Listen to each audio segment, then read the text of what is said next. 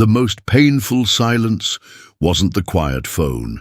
It was the echo inside my chest when I discovered that my own son had blocked my number. And it happened right before Father's Day. At first, all I could feel was rejection. But then I took a deep breath and made a decision. If he wanted to shut me out, I would find a way to speak louder than any block, and the message I sent him was one he could never take back. My name is James Smith. I'm 63 years old. And today, I'm opening my heart to show you how even the sting of ingratitude can be turned into an act of justice and dignity. But before I share the details, I ask just one thing. Hit that subscribe button and tell me in the comments where you're listening from. Now, let me take you back to where it all began, so you can understand how I ended up facing such a cruel silence. It was a Tuesday morning in June when I tried to call Michael. The phone didn't even ring. It went straight to that automated voice. The number you have dialed is not available. I thought it was a network problem. I tried again, same message, then it hit me like a punch to the gut. He had blocked me, my own son, the boy I raised alone after his mother walked out when he was just 8 years old, the child I worked 3 jobs to support, the young man I put through Stanford engineering, the father whose children I barely knew because I wasn't considered suitable for their social circles. I sat in my workshop that morning, surrounded by the tools that had built our life together, the smell of sawdust and wood stain that had been my constant companions for 40 years. This workshop where Michael used to play as a child, where he'd sit on my workbench and hand me screws while I built furniture for our little house. That house felt emptier than ever since Margaret died 3 years ago. She'd been gone long enough for the grief to settle into something manageable, but not long enough for me to stop expecting her voice calling from the kitchen, asking if I wanted coffee. Michael had been different since the funeral, more distant, more embarrassed, I suppose. His wife Amanda made no secret of her feelings about me. To her, I was just an old carpenter with rough hands and a small-town accent. Not the kind of grandfather she wanted for Emma and Jake. But blocking my number, that was a new low, even for him. I walked to my kitchen and made coffee in the same blue mug I'd used for 20 years. Margaret had bought it at a garage sale, said it reminded her of the sky.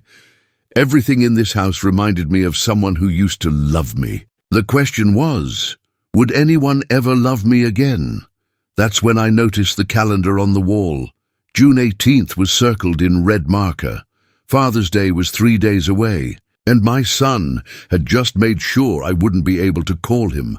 The silence in my house felt different that morning, not peaceful, not restful. It felt final. But James Smith didn't get to 63 years old by giving up when things got difficult. I'd raised a boy alone, built a business from nothing, and survived the death of the only woman who ever truly understood me. If Michael thought a blocked phone number would make me disappear quietly, he was about to learn something about his. Old man, something I should have taught him years ago. Some messages can't be blocked, some messages can't be deleted, and some messages change everything forever. To understand how I got here, you need to know about the day that changed everything. Michael was 8 years old when his mother, Linda, decided that being a wife and mother wasn't the adventure she'd been looking for. I came home from work that Thursday evening in October, my hands still smelling of wood glue and my back aching.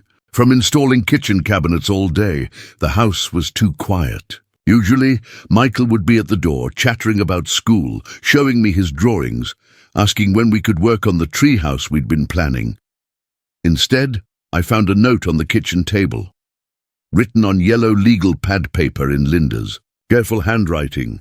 James, I can't do this anymore. I need to find myself. Take care of Michael. Don't try to find me. Just like that. 18 years of marriage, 8 years of motherhood, reduced to 4 sentences. I found Michael in his bedroom, sitting on his little bed, still wearing his school clothes. His face was red from crying, but he was trying to be brave. 8 years old, and already trying to be the man of the house. "Daddy," he said, his voice small and uncertain. "Mummy said she had to go on a long trip. When is she coming back?" I sat on his bed, this little boy who looked so much like me, but had his mother's green eyes, and I made a promise that would define the next 30 years of my life. "Son," I said, pulling him into my arms, "I don't know if Mommy's coming back, but I promise you this, I will never leave you. Ever. No matter what happens, you and me, we're a team now, and teams stick together." He cried then, really cried, and I held him while my own heart was breaking. But I didn't let him see my tears. I couldn't. He needed me to be strong. From that day forward, everything I did was for Michael. I took on extra jobs, working construction during the day and furniture repair at night. I learned to braid hair by watching YouTube videos when he decided he wanted to grow it out like his friend Kevin. I attended every parent-teacher conference, every school play, every Little League game. When other single fathers were going out on weekends, I was teaching Michael how to use a saw, how to measure twice and cut once, how to sand with the grain. My workshop became our sanctuary. It was where we talked about everything: girls, bullies, dreams, fears. "Dad," he said one Saturday morning when he was 12, carefully hammering a nail into the birdhouse we were building, "when I grow up, I want to be just like you." "Son," I replied, steadying the wood for him, "I want you to be better than me. That's the whole point." He stopped hammering and looked at me with those serious green eyes. "I want to take care of you when you're old, like you take care of me now." That night he wrote me a letter. I still have it, kept in an old toolbox in my workshop. The handwriting is shaky, the spelling imperfect, but every word came from his heart. "Dear Dad, thank you for being the best daddy in the world. When I grow up, I will be an engineer and make lots of money, so you never have to work so hard. I will build you a big house, and we can have a workshop together. I promise I will never leave you because teams stick together. You are my hero. Love, Michael." I cried reading that letter. Happy tears, proud tears, hopeful tears. If only I'd known that 17 years later that same boy would block my phone number rather than speak to his father on Father's Day. But I'm getting ahead of myself. Back then, Michael meant every word of that letter. He was a good kid, a loving kid. He just forgot who he used to be, forgot who raised him, forgot what it meant to be loyal. The question is, how do you remind someone of who they used to be? How do you make them remember love they've chosen to forget? Well, I found a way. And it started with remembering that old letter and thinking about what 12-year-old Michael would say to the man his father had become. Michael graduated from Stanford with honors in mechanical engineering in 2019. I was so proud, I took 3 days off work and drove 12 hours to California just to watch him walk across that stage. I sat in those bleachers, wearing my only good suit, watching my son accept his diploma, and felt like the richest man in the world. I'd worked extra jobs for 4 years to make sure he graduated debt-free. While his classmates were worrying about student loans, Michael had the freedom to take the best job offer, a position at Morrison Engineering here in town, designing infrastructure for new housing developments. But the real change began when he met Amanda Richardson at a company mixer 6 months later. Amanda came from what she called old money, though I later learned her grandfather had made his fortune in aluminum siding in the 1960s. Her family lived in Riverside Estates, the gated community where houses started at $800,000 and went up from there. When Michael first brought her home for dinner, I made my famous pot roast, the one he'd loved since childhood. I set the table with Margaret's good china, the set we'd bought piece by piece over 10 years of marriage. Amanda walked into our modest living room, looked around at my handmade furniture, the family photos on the mantel, the comfortable chaos of a home that had been lived in and loved in, and I saw something shift in her expression. Not disgust, exactly, more like disappointment. "This is charming," she said, "the way people say bless your heart in the South. It sounds like a compliment, but it isn't." During dinner, she asked polite questions about my work, nodding with the kind of forced interest you show a child explaining their finger painting. When I mentioned that I'd built most of the furniture in the house myself, she said how resourceful. But it was Michael's reaction that broke my heart. I watched my son see our home through her eyes, and for the first time, he looked embarrassed. Embarrassed of the house I'd built with my own hands. Embarrassed of the furniture I'd crafted in my workshop. Embarrassed of me.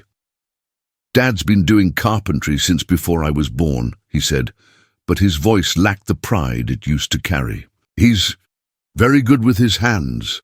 After dinner, I excused myself to clean up, and I could hear them talking in the living room.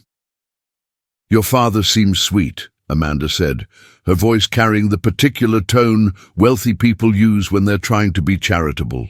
"He is," Michael replied. "He worked really hard to put me through college. I owe him everything." "Well," she said, and I could practically hear her smile, "you won't have to worry about that much longer. Once we're married and you're established in your career, you can help him in other ways. Maybe find him a nice retirement community."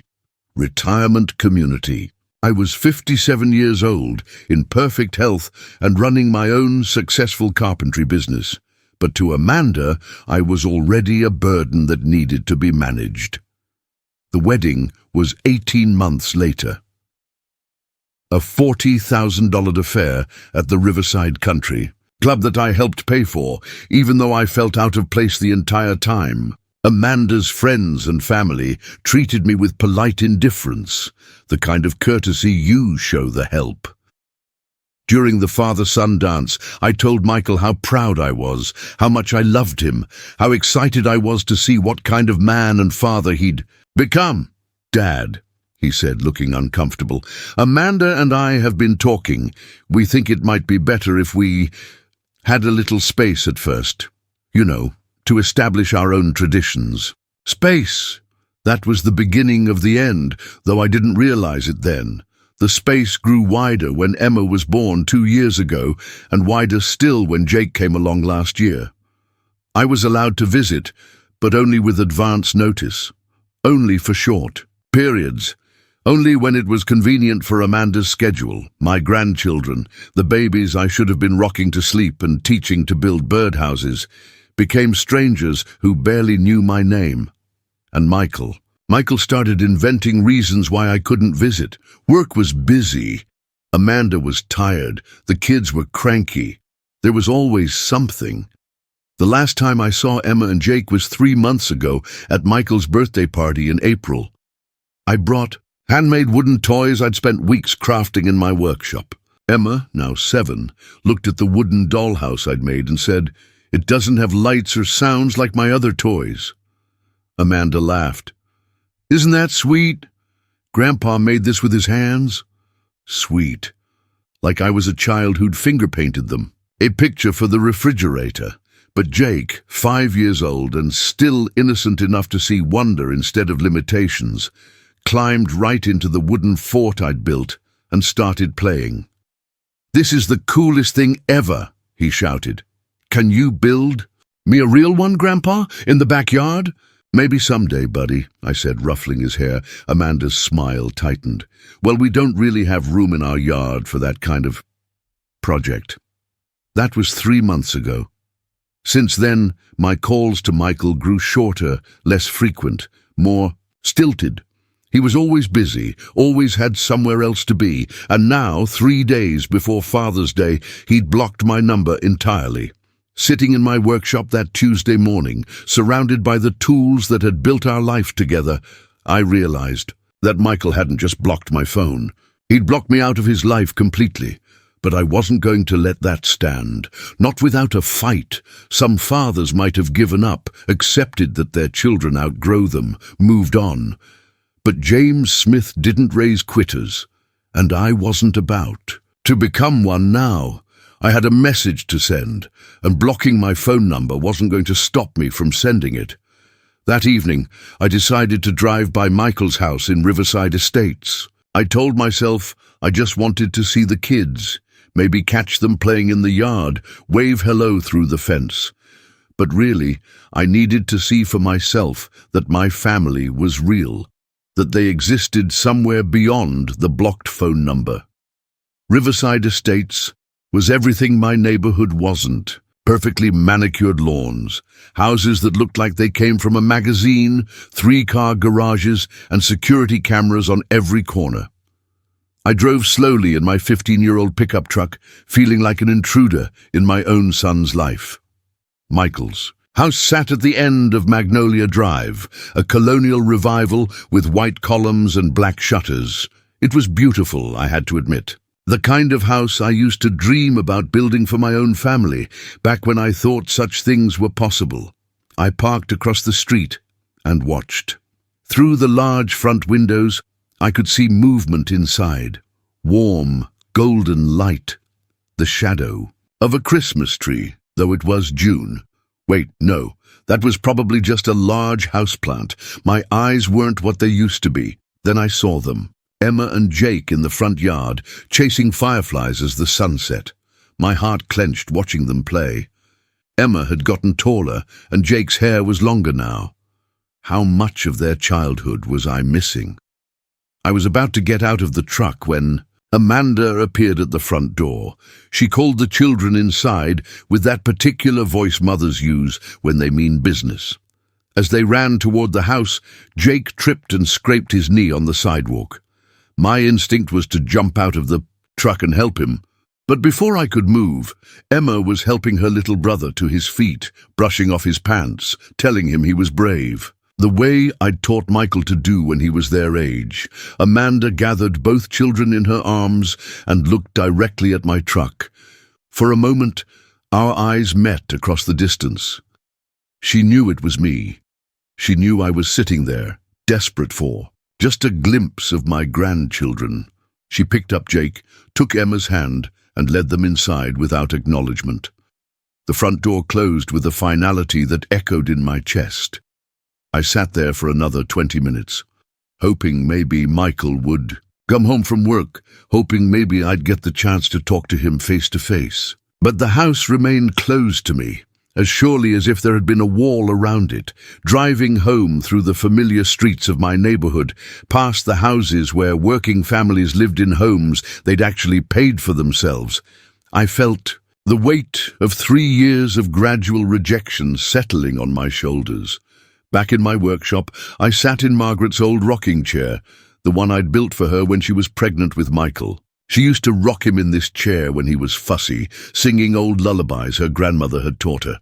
That's when I saw it, sitting on my workbench where I'd left it weeks ago, the old toolbox I'd given Michael for his 12th birthday. He'd returned it to me last Christmas, saying he didn't have room for it anymore in his new house. Inside, wrapped in an old shop rag, was the letter he'd written me all those years ago.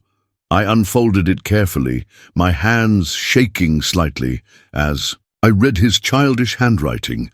"Dear Dad, thank you for being the best daddy in the world. When I grow up, I will be an engineer and make lots of money, so you never have to work so hard. I will build you a big house and we can have a workshop together. I promise I will never leave you because teams stick together. You are my hero. Love, Michael. Teams stick together." He'd believed that once, with the pure faith of a child who'd never been let down by the people he loved. I thought about Emma and Jake, playing in their perfect yard, growing up in their perfect house, not knowing they had a grandfather who would move heaven and earth just to spend an afternoon building something with them. That's when the idea began to form. If Michael wanted to erase me from his life, if he wanted to pretend I didn't exist, if he wanted to keep my grandchildren from knowing me, well, maybe it was time to remind him of something he'd forgotten. Some promises are stronger than blocked phone numbers. Some love is louder than silence.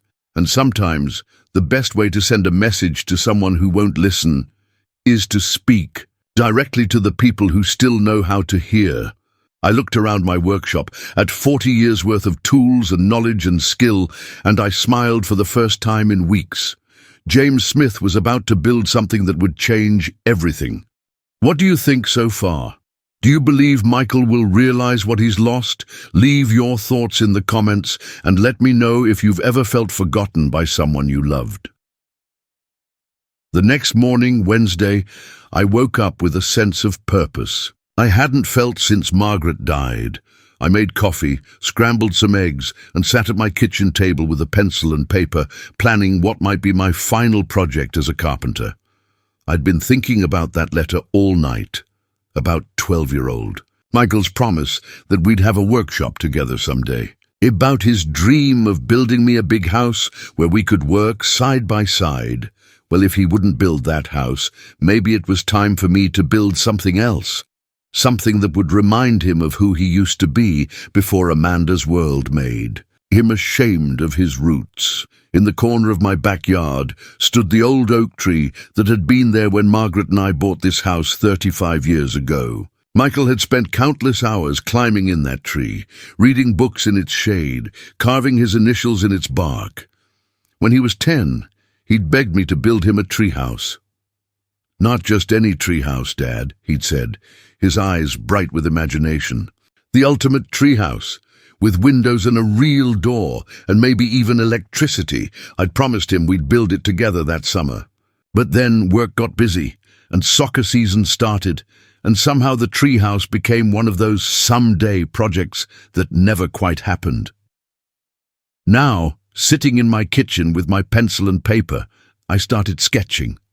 Not the simple platform most, father's build, but the treehouse Michael had dreamed of. The one I should have built him 25 years ago. I drew windows with real glass, a solid door with a brass handle, built-in shelves for books, even a small desk where a child could do homework or draw pictures. This wouldn't be some weekend project slapped together with leftover lumber. This would be a masterpiece. But I wasn't building it for Michael anymore. He'd made it clear that his father's craftsmanship was an embarrassment to him now. I was building it for Emma and Jake. By noon, I was at the lumberyard selecting the finest cedar boards, the clearest pine, the strongest hardware. The young man helping me load the truck looked at my detailed plans and whistled. "This is some serious construction, Mr. Smith. Building something for your grandkids?" "Something like that," I replied. Back home, I cleared a space in my workshop and began the process that had been my life's work. Turning raw materials into something beautiful and lasting. I worked with the precision of a craftsman who'd had 40 years to perfect his skills. Every joint was perfect, every angle exact, every surface smooth as silk. I installed real windows that would let in natural light, proper insulation to keep it comfortable in all seasons, and yes, even electrical wiring for lights and outlets. This treehouse would be better than some people's actual homes. As I worked, neighbors started stopping by to watch. Word got around about James Smith's project, and soon I had a small audience most evenings, folks from the neighborhood coming by with coffee and curiosity. "That's incredible craftsmanship," said Mrs. Patterson from next door. "Your grandchildren are going to love it. When do they get to see it?" asked Bob Martinez, who lived 3 houses down. "Soon," I said, not ready to explain that my grandchildren didn't even know I was building it, that their father had blocked my phone number, that I was about to do something that might be foolish or desperate or brilliant, maybe all 3. It took me 2 weeks to complete. 2 weeks of 12-hour days, of pouring every ounce of skill and love I possessed into cedar boards and brass fittings. When I finally set down my tools on that Friday evening, I had created something magnificent. The treehouse looked like it had grown from the oak tree itself. The cedar siding blended perfectly with the bark, and the green-stained roof matched the canopy above. It had a wraparound porch with child-sized railings, a rope ladder for access, and even a small pulley system for hauling up toys and snacks. Inside, built-in benches provided seating that could convert to sleeping space for sleepovers. The desk. I'd built was the perfect height for a 7-year-old, with cubbies for art supplies and books. Battery-powered LED lights provided warm, safe illumination. This wasn't just a treehouse. It was a childhood fantasy made real. Standing beneath the oak tree that evening, looking up at what I'd created, I felt proud in a way I hadn't in years. This was why I'd become a carpenter in the first place, not just to make money, but to create beauty, to build things that would outlast me, to leave something good in the world. Now came the hard part. I pulled out my phone and found the number for Washington Elementary School, where Emma was in 2nd grade and Jake would start kindergarten in the fall. "Hello, this is James Smith. I'm Emma and Jake Morrison's grandfather. I was wondering if I could arrange to pick them up after school tomorrow. I have a surprise for them. Thanks for staying with me so far. The anticipation is building, isn't it? I promise you, the best part of this story is still coming." Saturday afternoon, I sat on my front porch waiting for a miracle. I'd called the school and learned that Amanda had listed me as an approved pickup person when the children started there, back when I was still considered family instead of an embarrassment. The principal, Mrs. Henderson, had been kind but cautious. "I'll need to verify with the parents," she'd said. "Of course," I'd replied, "but perhaps you could ask Amanda Morrison if her children's grandfather, James Smith, can spend Saturday afternoon with them. Tell her I have something special to show them." I don't know what Amanda told Mrs. Henderson, but at 2:30 Saturday afternoon, a car pulled into my driveway. Emma and Jake climbed out, looking uncertain but curious. Emma had grown since I'd seen her last. She was taller, more serious, wearing a pink dress and white sandals that made her look older than her 7 years. Jake, still small for 5, bounced, on his toes with the restless energy of a boy who'd rather be running than standing still. "Hi, Grandpa," Emma said politely, the way children greet adults they've been told to be nice to. "Hey there, beautiful girl," I said, kneeling down to their level. "And hey there, buddy," I added to Jake, who was already looking around my yard with interest. "Mom said you built us something," Jake said, cutting straight to the point with the directness of a 5-year-old. "I did indeed," I replied. "But first, how about we get some cookies and milk, your grandma's recipe?" I led them into my kitchen, where I'd prepared Margaret's famous chocolate chip cookies, the ones she used to make for Michael when he was their age. The smell of vanilla and brown butter filled the room, and I watched Jake's eyes light up. "These smell awesome," he declared, climbing onto a chair at my kitchen table. Emma was more reserved, but I caught her smiling when she bit into the still warm cookie. "These are really good, Grandpa." As they ate, I studied their faces, looking for traces of the sun I'd raised. Emma had Michael's serious green eyes and his careful way of thinking before speaking. Jake had his grandfather's hands and his father's fearless curiosity about the world. "So," I said, refilling their glasses of milk, "what do you two like to do for fun?" "I like to read," Emma said, "and draw, and sometimes I like to climb trees, but Mom says it's not ladylike." "I like to build things," Jake announced, cookie. Crumbs decorating his shirt, with Legos and blocks and stuff. "Dad says maybe when I'm older he'll teach me to use real tools." My heart clenched. "When I'm older?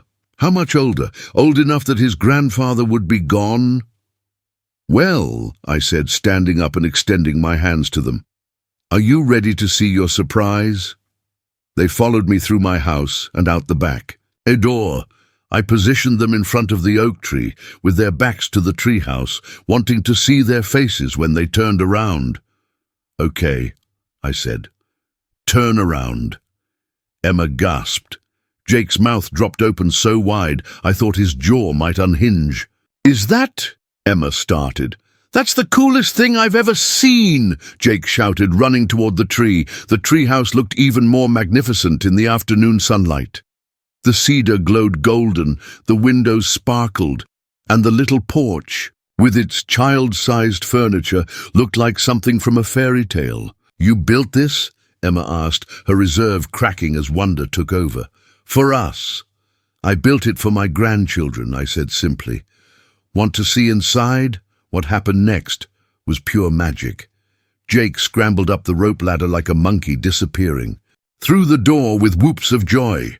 Emma climbed more carefully, but with growing excitement. I followed them up, my knees protesting the climb, but my heart soaring at their delight. Inside, they explored every detail with the thoroughness of children discovering treasure. Jake found the built-in toy chest I'd stocked with wooden blocks and puzzles. Emma discovered the desk with drawing supplies and a stack of blank books. "Grandpa," she said, sitting at the desk and opening one of the books, "this is the most beautiful place I've ever seen." "Can we have a sleepover here?" Jake asked, bouncing on one of the bench seats. "Can we camp out and tell ghost stories?" "Maybe someday," I said, though I wasn't sure there would be a someday. "For now, why don't we just enjoy this afternoon?" For the next 3 hours, we played in that treehouse like time didn't exist. I told them stories about their father when he was their age, about the trees he used to climb, the forts he used to build, the dreams he used to have. "Daddy climbed trees?" Emma asked, incredulous. "Your daddy was the best tree climber in the neighborhood," I said. "He was brave and curious and always ready for an adventure." As the sun began to set, I knew our time was almost up. Amanda would be expecting them home soon, and I still had something important to do. "Kids," I said, pulling out my phone, "I want to take some pictures of us together, okay? So we can remember this day." We took dozens of photos. The 3 of us in the treehouse, Emma reading at her special desk, Jake building with the wooden blocks, all of us together under the oak tree. But the most important picture was the video I took without them noticing. They were playing together, laughing, completely happy, when Jake looked right at my phone and said, "I wish Daddy could see this. I wish he knew how awesome Grandpa is." Emma nodded seriously. "Daddy said you were, what was the word? Sick. But you're not sick, Grandpa. You're the best." "Why don't we see you very much?" Jake asked with heartbreaking innocence. "Mom always says you're busy, but you don't seem busy." I saved that video with hands that shook slightly. These children, my grandchildren, didn't understand why they'd been kept from me. They just knew they loved their grandfather and wanted to spend time with him. When Amanda's car pulled into my driveway at 6 p.m. sharp, Emma and Jake begged to stay longer. "Please, can we come back tomorrow?" Emma asked. "This is the best day ever," Jake declared. I hugged them both, breathing in the scent of childhood and cookies and hope. "I love you both very much," I whispered. "Don't forget that, okay?" As they climbed into their mother's car, chattering excitedly about the treehouse and the cookies and their wonderful afternoon, Amanda rolled down her window. "They had a good time," she said, and for a moment I thought I heard genuine gratitude in her voice. "They're amazing children," I replied. "You and Michael are raising them well." She studied my face for a long moment, as if seeing me for the first time. Then she nodded and drove away, taking my grandchildren back to their perfect house in their perfect neighborhood, where their father was probably waiting to hear about their day. That night, I sat in my workshop looking at the photos on my phone, Emma's face glowing with joy as she discovered her desk. Jake's arms spread wide as he declared the treehouse the most awesome thing in the universe. And I thought about the video of them asking why they didn't see me more often, why their daddy thought I was sick, why I seemed lonely when they had to leave. Michael was about to get a message he couldn't ignore, couldn't delete, and couldn't block. The question was, what would he do when he received it? Sunday evening, I made the call I'd been planning since Emma and Jake left my house the day before. I dialed Michael's office number, knowing he often worked late on Sunday nights. Preparing for the week ahead, he answered on the 3rd ring, his voice professional and distant. "Morrison Engineering, Michael speaking." "Hello, son." Silence. I could picture him recognizing my voice, his jaw tightening, his hand hovering over the disconnect button. "Dad, how did you get this number? It's listed on your company website." I said calmly. "Michael, we need to talk. I don't think that's a good idea. Amanda and I have discussed this, and we feel your children spent yesterday afternoon with me." The silence stretched longer this time. When he spoke again, his voice had changed, sharp, with something between anger and panic. "What do you mean they spent the afternoon with you?" "Emma and Jake. Beautiful children, Michael. Smart, funny, unkind. They remind me of you at that age." "Dad, if you took my children without permission..." "Amanda gave permission through the school. I asked to spend Saturday with my grandchildren and she agreed. We had a wonderful time. I could hear him breathing hard, probably pacing his office, running his free hand through his hair the way he'd done since he was a child whenever he was upset. What did you want, Dad? What was so important that you had to involve my kids? I wanted them to know their grandfather before it's too late. I wanted to give them something their father forgot he ever wanted." "Dad, please, we've talked about this. Amanda's parents are very involved in the children's lives. They don't need..." "They don't need what, Michael? They don't need to know that they have another grandfather who loves them. They don't need to discover that their father used to climb trees and build forts and dream of working with his dad someday." "That was a long time ago." "Was it?"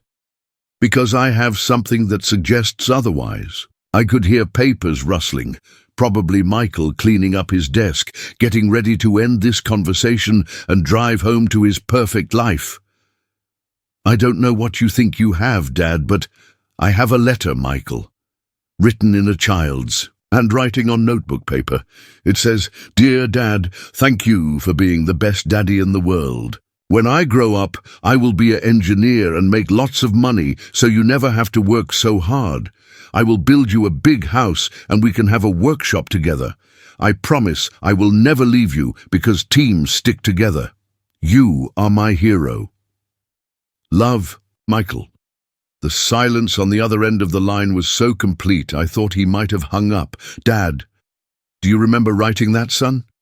I was 12 years old. I didn't understand. Things were different then. "What changed, Michael?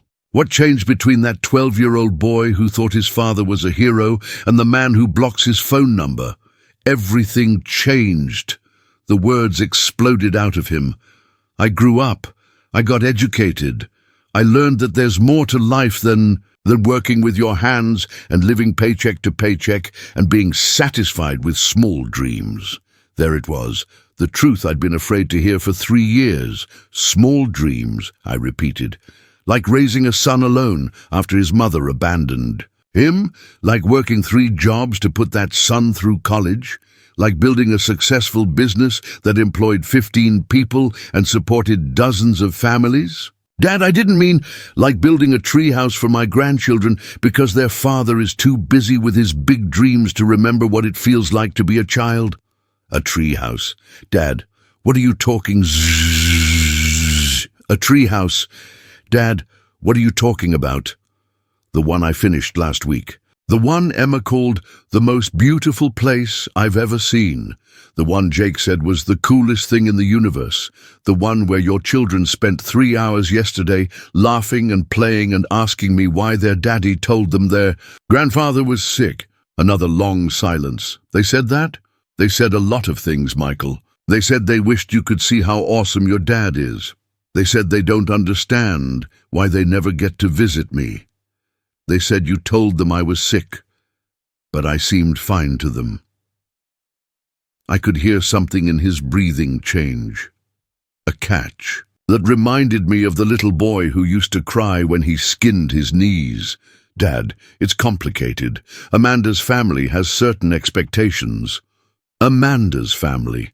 What about your family, Michael? What about the man who raised you? What about the promise you made when you were 12 years old? I can't live my life based on promises I made as a child." "No, but you could live it based on the love that prompted those promises. You could remember that teams stick together." "Teams," he said, and I could hear years of frustration in that one word. "Dad, I'm not 12 anymore. I have responsibilities. a career, a social position to maintain. A social position that doesn't include your father. It's not about you personally. It's about fitting in. About giving my children opportunities I never had. Like the opportunity to know their grandfather. Like the opportunity to learn that love doesn't come with conditions. Like the opportunity to understand that a man's worth isn't measured by his bank account or his zip code. Dad, please. You're making this harder than it needs to be. Am I? Because from where I sit, son, you've made it very simple. You've chosen Amanda's world over the man who gave you everything he had. You've chosen embarrassment over loyalty.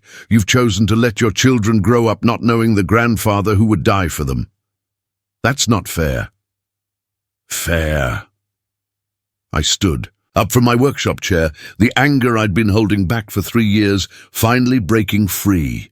Fair is a 12-year-old boy promising his father that teams stick together. Fair is working 60-hour weeks for 18 years to give your child every opportunity. Fair is accepting that your son has outgrown you without erasing you from his life entirely. I haven't erased you. You blocked my phone number, Michael, 3 days before Father's Day. Your children ask why they never see me, and you tell them I'm sick rather than admit you're ashamed of me. The line went quiet except for the sound of Michael's ragged breathing. I'm not ashamed of you, he said finally, his voice small. Then prove it. Come to my house. See what I built for Emma and Jake. Remember who you used to be before Amanda's. World convinced you that your father wasn't good enough. Dad, I can't what? Can't spend an hour with the man who raised you. Can't let your children know their grandfather. Can't remember that once upon a time you loved me enough to promise you'd never leave? It's not that simple anymore. It's exactly that simple, Michael. Love is simple. Loyalty is simple. Keeping your promises is simple. It's everything else that's complicated. I heard voices in the background, probably his secretary, telling him someone was waiting. I have to go, Dad. Michael, wait. There's something else. What? I made copies of all the photos from yesterday. Emma reading in the treehouse. Jake playing. With the wooden blocks I made him, both of them laughing and happy and asking about their daddy. Dad, I'm going to send them to you tonight.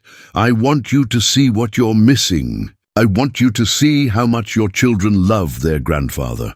And I want you to remember that someday, God willing, they'll be adults, and they'll ask you why you kept them from knowing the man who built them a treehouse and told them stories about their father's childhood. Please don't make this about the kids. It's always been about the kids, Michael. First, it was about you when you were the kid who needed a father who would never leave. Now it's about Emma and Jake, who need to know they have a grandfather who loves them unconditionally. I'll look at the pictures. And Michael, yeah? That letter you wrote when you were 12? The one about teams sticking together? I'm going to send you a copy of that too. Not to hurt you, but to remind you who you used to be, and to hope that somewhere inside the successful engineer with the perfect house and the social position, there's still a little bit of that boy who believed that love was more important than anything else. The line went dead. Michael had hung up, but for the first time in 3 years, I felt like maybe, just maybe, I'd gotten through to him. Now came the hardest part, waiting to see if the man I'd raised was still somewhere inside the stranger my son had become. I sent the email at 9:47 p.m. that Sunday night. 23 photos of Emma and Jake in the treehouse, playing with toys I'd made, eating cookies from their grandmother's recipe, smiling with the pure joy that only children can manage. The video went last.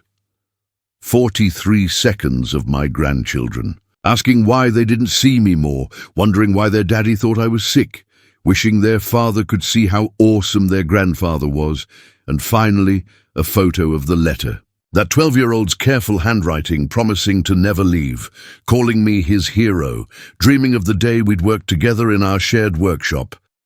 I hit send and went to bed, though sleep didn't come easy.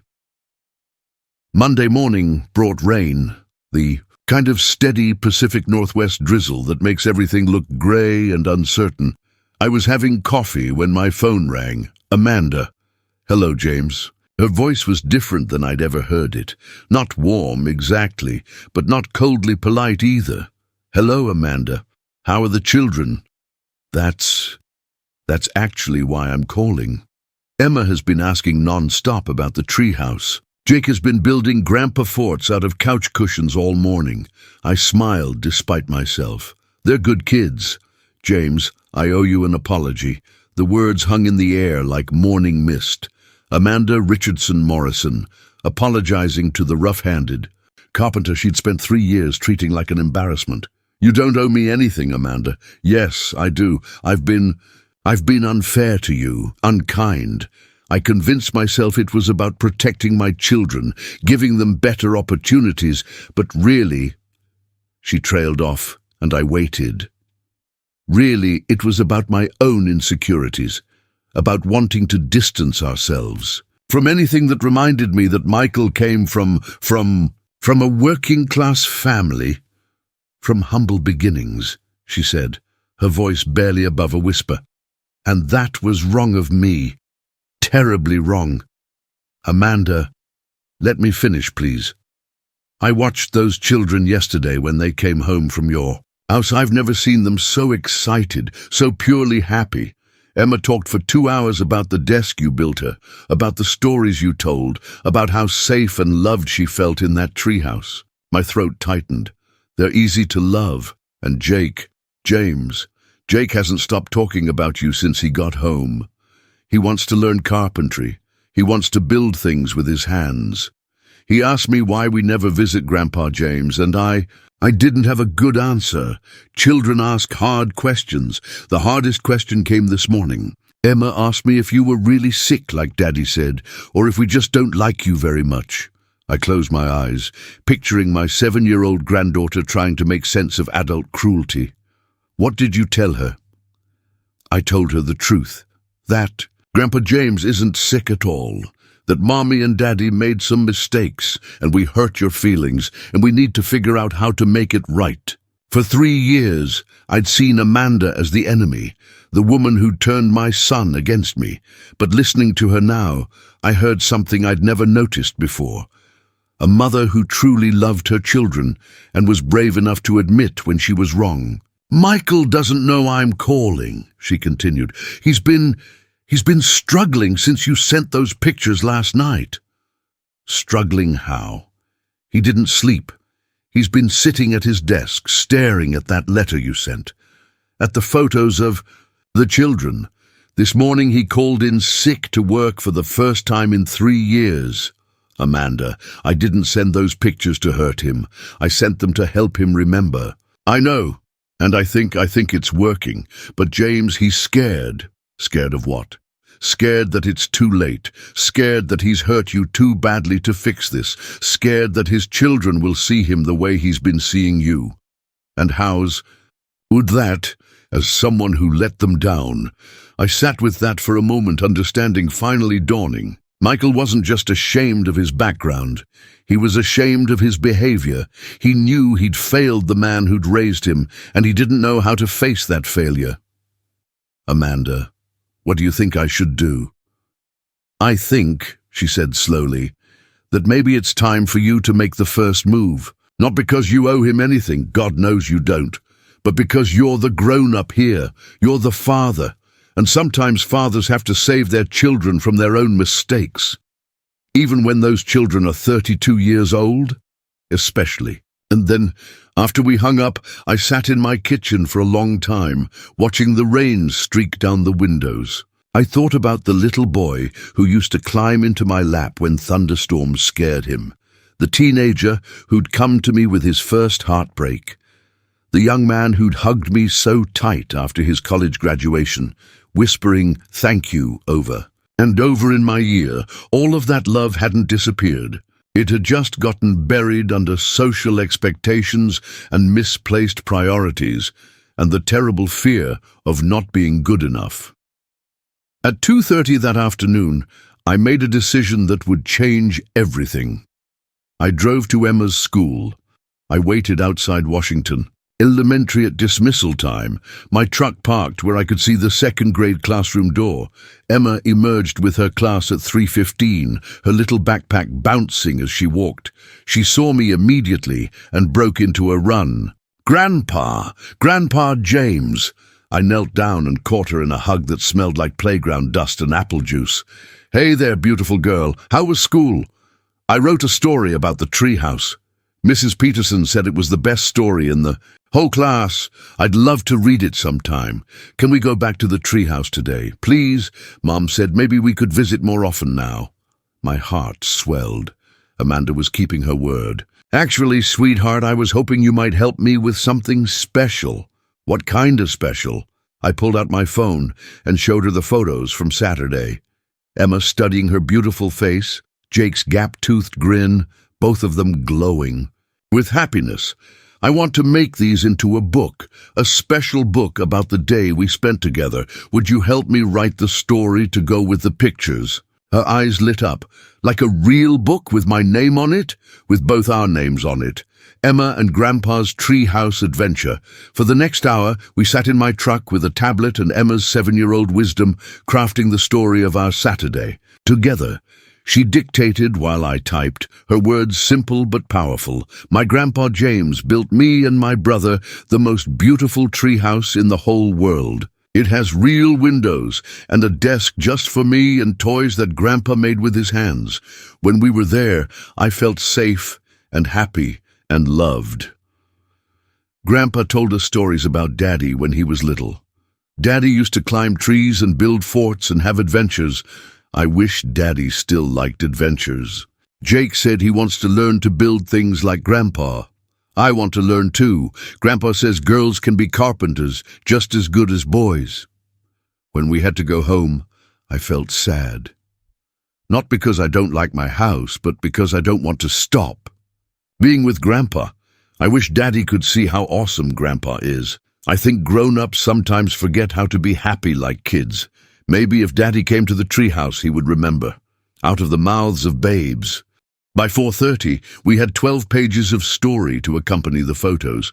I drove Emma home, where Amanda met us at the door with an expression I'd never seen on her face before. "Respect." "How did it go?" she asked. "Show Mommy the book we made," I told Emma, as Amanda scrolled through the pages, reading her daughter's innocent observations about family and forgiveness and the possibility of second chances. I saw her eyes fill with tears. "This is beautiful," she whispered.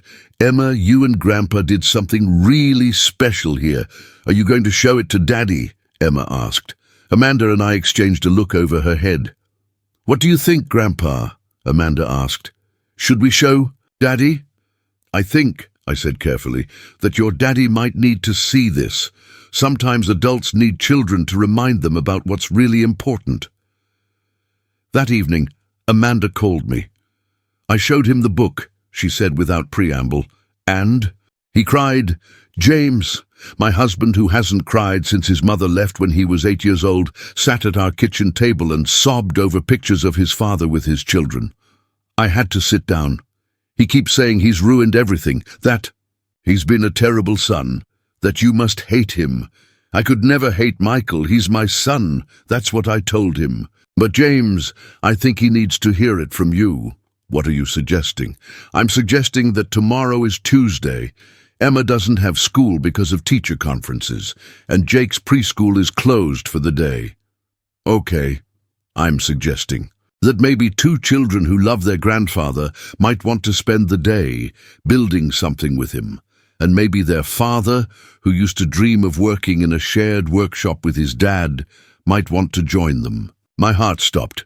"Amanda, are you saying—" "I'm saying that Michael is sitting in our garage right now, holding that old toolbox you gave him when he was 12, crying over a letter he wrote when he still believed that teams stick together. And I think it's time for this team to get back together, don't you?" For the first time in 3 years, James Smith had nothing to say, but I had everything to feel. Tuesday morning dawned clear and bright, the kind of Pacific Northwest day that makes you believe in new beginnings. I was in my workshop by 7 a.m., not because I had work to do, but because I was too nervous to stay in the house. At 9:15, I heard car doors slamming in my driveway. Emma and Jake burst through my back door like golden retrievers, all energy and excitement. But it was the third figure that made my breath catch in my throat. Michael stood in my doorway, holding that old toolbox I'd given him 20 years ago. He looked older than his 32 years, tired around the eyes. But there was something in his face I hadn't seen in years. Hope. "Hi, Dad." "Hello, son." We stood there for a moment. Two grown men who'd forgotten how to talk to each other, while 7-year-old Emma rolled her eyes with the impatience of youth. "Are we going to build something or not?" she demanded. "Grandpa, show Daddy the treehouse." 4. The next 20 minutes, I gave Michael the grand tour of the treehouse I'd built for his children. I watched him run his hands over the cedar siding, test the strength of the railings, examine the joinery with the eye of an engineer who understood quality craftsmanship. "Dad," he said quietly, while Emma and Jake played inside, "this is incredible. This is better than some actual houses I've seen. I had good motivation," I replied. "I can't believe you built this in 2 weeks. I can't believe it took me this long to build it." He looked at me then, really looked at me, and I saw the little boy who used to hand me screws in this very workshop. "Dad, about the phone number, about everything I said, about the way I've treated you." "Michael, no, let me say this. I've been a terrible son. I let Amanda's world convince me that I should be ashamed of where I came from, ashamed of you, and that was wrong. Terribly, unforgivably wrong. Son, I forgot that teams stick together. I forgot that you sacrificed everything for me. I forgot that love isn't about zip codes or social status or trying to impress people who don't matter." I reached into my toolbox and pulled out that letter, now worn from handling, its edges soft with age. "Do you remember writing this?" He took it with shaking hands, reading his 12-year-old handwriting through eyes bright with tears. "I promise I will never leave you, because teams stick together. You are my hero." He looked up at me. "I broke that promise, didn't I?" "Promises can be kept starting right now," I said. "The question is, do you want to be on my team again?" Instead of answering with words, Michael opened the old toolbox. Inside, next to the letter, were the small hand tools I'd given him as a child. A child-sized hammer, a set of screwdrivers, a small measuring tape, all carefully maintained over the years. "I kept them," he said. "Every time Amanda suggested I donate them or throw them away, I kept them. I think I always hoped that someday what? Someday I'd be brave enough to use them with my dad again." From the treehouse above us came the sound of children's laughter and Emma's voice calling down, "Daddy, come see the desk Grandpa built me. It's perfect for a princess." Michael smiled through his tears. "Think there's room in that treehouse for a father who's trying to remember how to be a good son?" "Son," I said, putting my arm around his shoulders the way I used to when he was small, "there's always room in my heart for you. There always has been. We spent that Tuesday working together for the first time in 20 years. Michael helped me build a rope bridge connecting the treehouse to another platform on the opposite side of the yard. Emma insisted on helping with the measuring, while Jake's job was to hand us screws and offer commentary on our progress. "Daddy, you're really good at this," Emma observed, as Michael secured a support beam with professional precision. "Grandpa taught me everything I know," he replied, catching my eye across the platform. "Can you teach me too?" Jake asked, his small hands already reaching for tools. "We'll teach you together," Michael said, and my heart nearly burst with happiness. The sun began to set. We sat on my back porch, dirty and tired and completely content. The children played in their treehouse while Michael and I shared a beer and watched them through the leaves. "Dad," he said eventually, "I have something to tell you." I braced myself, wondering if this perfect day was about to end with bad news. Amanda and I have been talking about priorities, about family, about what really matters. Okay, we want the kids to spend every Saturday here with you, if you're willing. We want them to learn carpentry, to hear stories about their father's childhood, to know their grandfather. I couldn't speak for a moment. And Dad, I want to be here too, not just dropping them off, but actually here, learning from you again, building things together, being your son. Michael, I know I can't undo 3 years of being an idiot. I know I hurt you badly, but if you'll let me, I want to try to make it right. I looked at this man I'd raised, this good man who temporarily lost his way, and I made a decision that would define the rest of our lives. I reached into my wallet and pulled out a folded piece of paper I'd been carrying for 3 months. It was a letter I'd written but never sent, full of hurt and anger and disappointment. This is what I was going to give you, I said.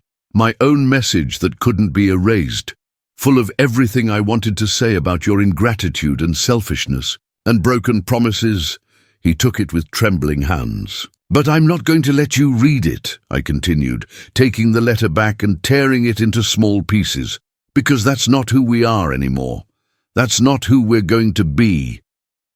The pieces of paper scattered in the evening breeze, carrying away 3 years of hurt and resentment. Instead, I'm going to give you this. I handed him a new piece of paper, this one blank except for a single line written in my careful handwriting. Teams stick together. Welcome back to the team, son. Michael read it and broke down completely, sobbing the way he'd cried as a child when the world felt too big and too scary.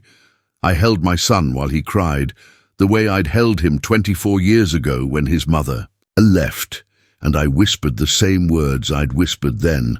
I'm here. I'm not going anywhere. We're a team, and teams stick together. From the treehouse came Emma's voice. Daddy, why are you crying? Michael wiped his eyes and called back, Happy. Tears, sweetheart, these are happy tears, and they were, for all of us. 6 months later, Michael and I opened Smith & Son Carpentry. We worked together every day in the expanded workshop I built behind my house.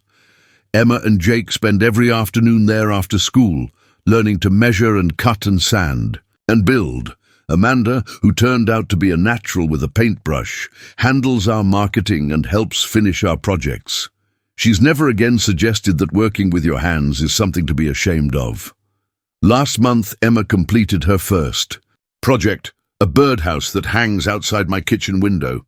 Every morning when I make coffee, I watch the birds she attracts and remember that some things, once broken, can be made even more beautiful when they're repaired with love. Jake is building a toy chest for his room, one board at a time, with the patient guidance of his father and grandfather. He's decided he wants to be a carpenter when he grows up, just like Daddy and Grandpa. The message I couldn't erase. It wasn't the angry letter I thought about sending. It wasn't even the treehouse, though that certainly got Michael's attention. The message that couldn't be erased was love. Unconditional, persistent, forgiving love that refused to give up on a lost son and found its way back to the surface despite 3 years of rejection and hurt. Some messages are stronger than blocked phone numbers. Some voices are louder than silence, and some love is more powerful than pride, more enduring than disappointment, more healing than all the harsh words that were never meant to be permanent. The best revenge against ingratitude isn't cruelty. It's grace. The most powerful response to rejection isn't anger. It's open arms that are still there when your lost child finally finds their way home. And sometimes the message that changes everything is the one that says, no matter what you've done, no matter how far you've strayed, no matter how badly you've broken my heart, you're still my son. I still love you, and there will always be room on my team for you. That's the message Michael couldn't erase. Not because it was carved in stone or written in permanent ink, but because it was written in a father's heart. And a father's love, real father's love, is the most permanent thing in the world. And you? If your child had blocked your number, had cut you out of their life, had chosen other people's approval over your love, would you have built a treehouse? Would you have chosen grace over revenge? Would you have torn up the angry letter and written one of forgiveness instead? I want to know what you think in the comments below. And if this story touched your heart, please hit that subscribe button and share it with someone who needs to. Remember that love always wins in the end. Thanks for staying with me through this journey. Click the video on your screen to watch another story about second chances and the power of unconditional love.